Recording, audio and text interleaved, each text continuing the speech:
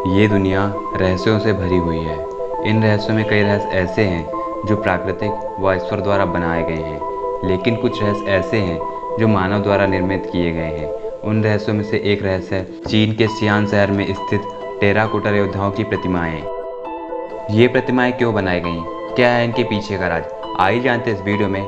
मेरा नाम है अक्षत और मैं आपका स्वागत करता हूँ अपने YouTube channel untold history and mystery में।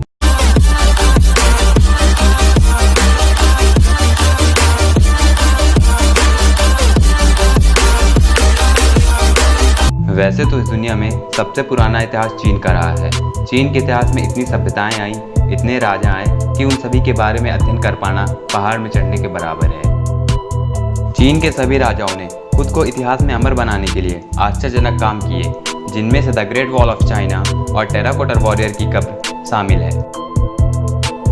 बात लगभग 250 ईसा पूर्व की है, जब चीन के सनाक्षी प्रांत के 13 साल के युवा राजा ने अपना विशालकाय मकबरा बनाने का हुक्म दिया। इस युवा राजा का नाम यिंग झेंग था। 38 साल की उम्र में किंग झेंग सभी राज्यों को एकजुट करने में सफल रहे और चीन के पहले सम्राट किंग शी हुआन बने। चीन की सुरक्षा को बरकरार रखने के लिए चीन की महान दीवार का निर्माण भी हुआंग ने करवाया था। जैसे जैसे चीन के सम्राट की शक्तियां बढ़ने लगी, साम्राज्य में धन की वर्षा भी होने लगी। कहा जाता है कि यह राजा बहुत ही अत्याचारी और क्रूर था और अपने द्वारा किए गए पापों से बचने के लिए उसने एक आदेश जारी किया, जिसमें उसका एक आलीशान मकबरा तैयार होना चाहिए। यह मकबरा जमीन के नीचे होना चाहिए और वहां पर उसकी पूरी सेना की मिट्टी के पुतले होने चाहिए, जो असली हथियार से लैस होने चाहिए। इससे पहले धरती में इतना बड़ा मकबरा कभी नहीं बनवाया गया था।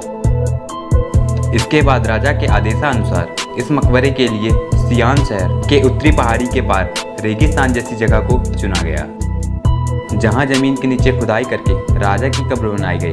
उनके साथ टेराकोटा आर्मी के भी पुतले बनाए गए, जिनमें से 8000 से ज्यादा पैदल योद्धा के साथ 150 घुड़सवार और 130 गाड़ियां और 520 घोड़े भी बनाए गए। किंग शी हुआन की मृत्यु के बाद उसे इस कब्र में दफनाकर कब्र को पूरी तरीके से ढक दिया गया। पूरे 2200 साल तक यह कब्र इंसानी नजरों से छुपी रही। साल 1974 में जब एक किसान अपने खेत पर कुआं बनाने के लिए खुदाई कर रहा था, तब उसकी नज़र जमीन पर बनी इस कब्र पर पड़ी। उस किसान ने तुरंत चीन के पुरातात्विक विभाग को सूचना दी। तब उस किसान को पता चला कि उसने इतिहास के बेशकीमती खजाने को खोज निकाला है। इसके बाद अगले 10 साल तक पुरातत्व विभाग के लोगों ने इस स्थान पर व आसपास के काफ़ी बड़े क्षेत्र पर खुदाई की। इस दौरान लगभग 8000 सिपाहियों के पुतले मिले।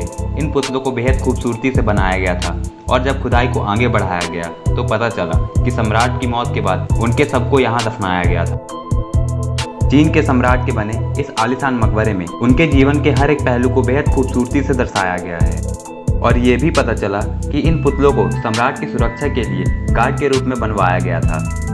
इस अद्भुत और विशालकाय मकबरे के बनाने को लेकर इतिहासकारों में बहस रही है। ज़्यादातर विशेषज्ञ मानते हैं कि इस मकबरे को बनाने के लिए 40 साल का समय लगा, जबकि कुछ विशेषज्ञों का कहना है इसे बनाने के लिए सिर्फ 10 साल का समय लगा। इस मकबरे के पुतलों में पाया गया कि उन्हें अपने जीवन काल में किन किन चीज़ों का सामना करना पड़ा था, जैसे बाढ़, भूकंप इत्यादि। चीन के पुरातत्व विशेषज्ञों का कहना है इस मकबरे के निर्माण से पहले चारों तरफ से 3.5 मीटर की मोटी दीवार बनवाई गई, लेकिन बाढ़ व भूकंप के कारण यह दीवार ढह गई, जिसके कारण पुतलों को काफ़ी क्षति पहुंची है। चीन के इतिहासकारों के अनुसार इस मकबरे को क्षति पहुंचाने की एक और कोशिश की गई थी पश्चिमी क्षेत्र के चू हुआंगयू के द्वारा। इसका प्रमाण खुदाई के दौरान निकले हथियारों से चला है। माना जाता है कि इस कोशिश के पीछे का मकसद मकबरे में मौजूद तांबे की तलवार और हथियारों को लूटने की लालसा रही होगी। खुदाई करते समय इस मकबरे में जली हुई मिट्टी और लकड़ी के अवशेष पाए गए। इससे पता चलता है इस कब्र को खत्म करने का प्रयास भी किया गया था। ये काम कौन कर सकता है? इसकी जानकारी प्राचीन चीनी इतिहास हस्तलेखों से मिलती है, जिनके अनुसार किंग शी हुआन ने चू राज को तबाह कर दिया था और सियांग यू के परिवार को मरवा दिया था। ये बड़ा कारण हो सकता है कि सियांग यू ने किंग शी हुआन के मकबरे को नष्ट करने की कोशिश की होगी।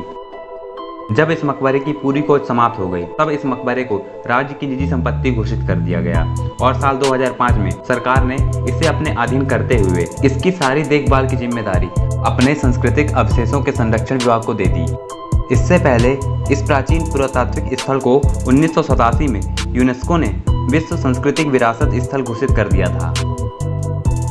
इसके बाद इस मकबरे की सही से देखरेख करने के लिए चीन के किनशी हुआन नाम से एक विभाग बना दिया गया।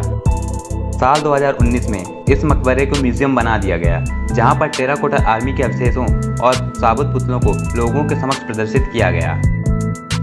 आज यह मकबरा सारी दुनिया के लोगों के लिए एक ऐतिहासिक पर्यटक स्थल बन चुका है, जहां हर साल हजारों लोग इस मकबरे को देखने और इससे जुड़ी दिलचस्प कहानी को जानने के लिए यहां आते हैं। क्या आप भी इस अद्भुत जगह में जाना चाहेंगे? और कैसा लगा आपको ये वीडियो कमेंट बॉक्स में जरूर बताइएगा। मुझे आपके कमेंट्स का इंतजार रहेगा। अगर आप मेरे चैनल में नए हैं तो बिना सोचे चैनल को सब्सक्राइब कर दीजिए और बेल आइकन को जोर से दबा दिए, ताकि आने वाले मेरे सारे अपडेट आप तक जल्द से जल्द पहुंच सकें। अगर आपको वीडियो पसंद आया है तो वीडियो को एक लाइक ज़रूर कर दीजिएगा। आपका एक लाइक मेरे लिए बहुत मोटिवेटेड होता है।